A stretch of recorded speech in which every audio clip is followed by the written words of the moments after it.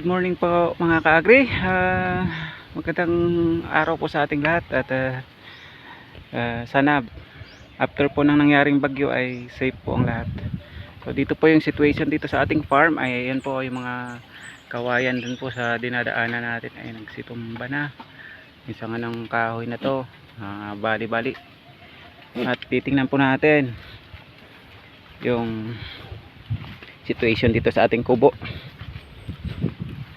Yan po, pinulot na lang po natin yung mga nagsili parang dahon para pagkumpay sa ating mga alagang kambing.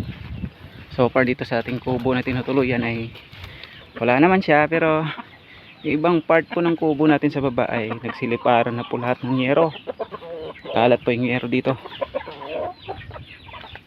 Ito po, yero. Ito, nawala na ng bubong. Yung isang kubo dito sa pag-ulingan natin, ayan po, lipad ang mga yero. Ayan. So baba po tayo. Punla ako ng papaya, nalaglag na. Ito po,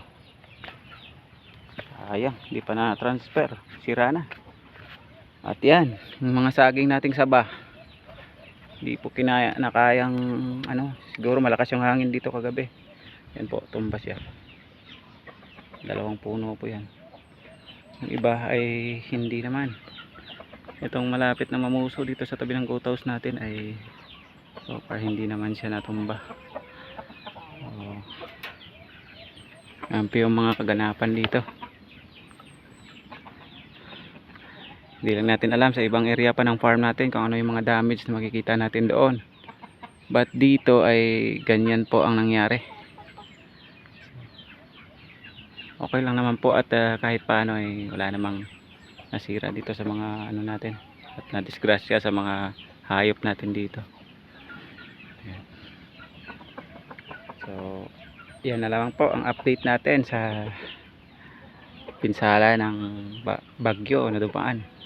Low pressure area ba yun o bagyo, basta siguro malakas yung hangin kasi nang bali-bali yung mga puno sa nadaanan natin. So ayan, abangan nyo po yung mga huling update pa po natin sa mga ibang part ng farm natin na bibisitahin natin mamaya. So for now, thank you so much. God bless everyone and bye bye.